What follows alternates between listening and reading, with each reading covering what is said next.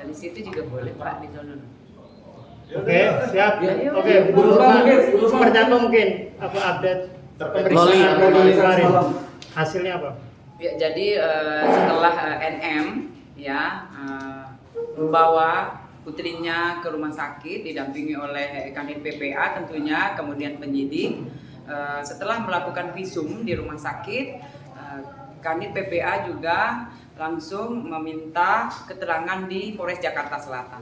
Itu. Jadi didampingi oleh NM, kemudian pengacara juga dari UPT 3A. Ya, itu. Bu, mungkin saat menjalani pemeriksaan sempat ada penolakan dari saudara LM sendiri.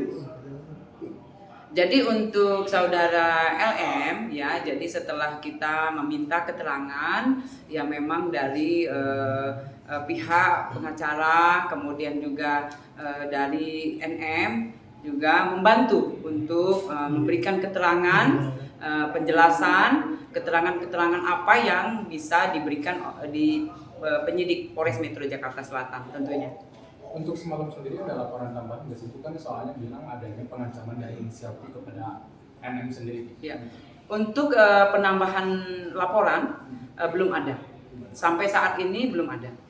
Bu Nurma, kondisinya seperti apa kondisinya? Bu Nurma, kemarin kan sempat ada gerakan pada saat penjemputan, terus pada saat mau diperiksa di rumah sakit. Ya, kita memang lihat bersama ya putrinya NM terutama memang keadaannya demikian. Namun demikian setelah di Polres Jakarta Selatan, LM juga bisa menenangkan diri, kemudian santai, lanjut untuk penyidik bisa dapat keterangan dari LM. Sekarang posisinya di mana Bu? Posisinya di mana sekarang Loli?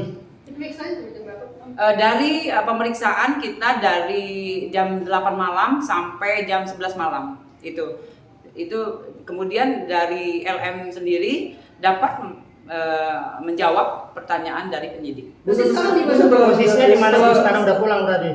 Dari posisi LM sekarang ada di UPT 3A ya. Jadi kemarin NM memberikan pernyataan untuk dititipkan LM putrinya ke UPT 3A.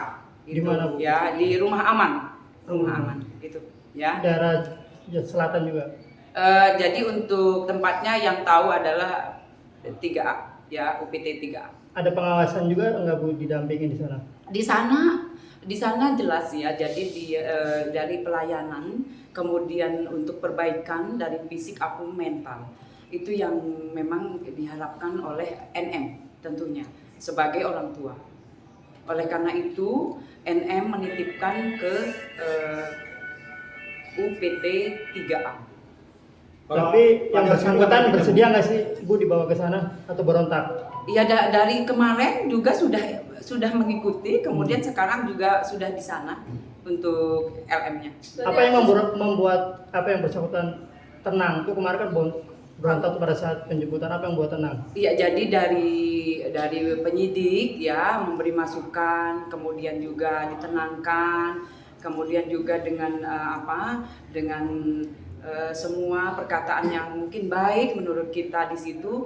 Oleh karena itu LM mau mengikuti dari orang tuanya, terutama dari NM menitipkan LM ke sana. Bu, di UPT 3A bakal sampai kapan itu LM ke sana?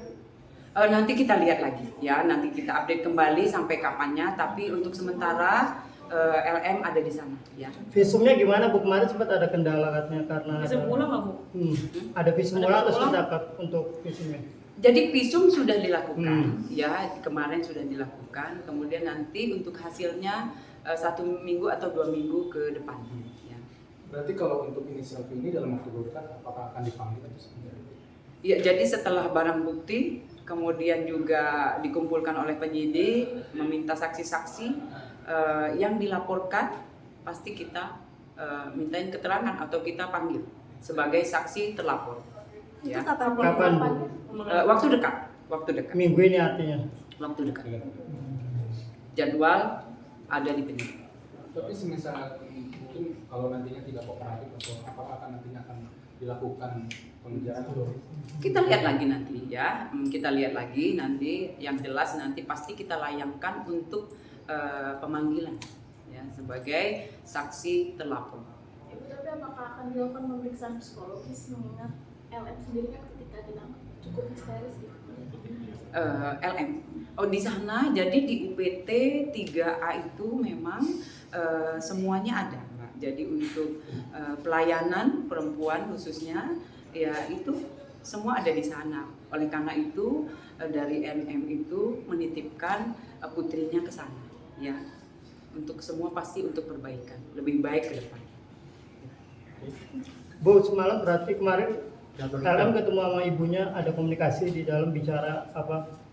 Oh iya, jadi memang ada komunikasi ya sebagai ibu dan anak itu ya, tapi mungkin ya kita ya sama-sama tahu ya mungkin memang ada permasalahan, tapi sejauh ini tidak ada yang begitu bermasalah di atas. Ya, tapi masih panas mereka berdua, artinya kan sampai sekarang masih belum bersatu nih, belum akur. Oh nanti coba kita lihat nanti kalau itu permasalahannya antara ibu dan anak, kita doakan saja rekan-rekan, mudah-mudahan perselisihan atau permasalahan dengan ibu dan anak ini bisa membaik dan kembali seperti semula, selayaknya ibu dan anak.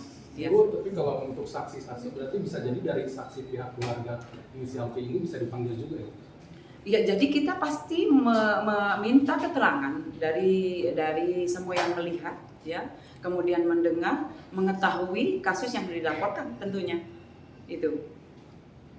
Ibu mau konfirmasi aja Bu, kemarin yang jemput di apartemen itu apakah ada aparat kepolisian yang ikut? Ya, jadi di situ NM meminta dari penyidik tentunya dari penyidik PPA mendampingi, kemudian juga UPT 3A juga ikut ya. Jadi semua di situ hadir waktu membawa atau menjemput putrinya dari apartemen gitu ya. Jadi memang sekalian untuk visum itu. Jadi tujuannya sekalian membawa untuk visum dari penyidik PPA Polres Jakarta Selatan. Itu apakah sesuai prosedur gitu Bu? Ya, jadi kita membawa semua surat. Semua kita siapkan ya. Jadi memang kita menyiapkan untuk visum terutama, kemudian pendampingan karena dari NM sudah melaporkan ke Polres Jakarta Selatan. Tentunya kita tidak lanjuti semua. Bu Loli berarti kemarin diperiksa terkait ini apa sebagai saksi? Saksi korban. Terkait apa aja Bu? Saksi korban. Jadi untuk LM diminta keterangan sebagai saksi korban ya. Berapa pertanyaan Bu? Pertanyaan disiapkan 20 tapi berkembang ya. Jadi memang itu memang penyidik yang lebih paham dan tahu ya. Bu, terkait ini mungkin apa yang kemarin sempat heboh apa itu hamil gitu ditanyakan juga Bu semuanya, aborsi segala macam. Ya, jadi penyidik ini kita mencari keterangan kasus yang dilaporkan ya. Jadi pertanyaan-pertanyaan itu pasti penyidik menanyakan semua yang ada. Gitu.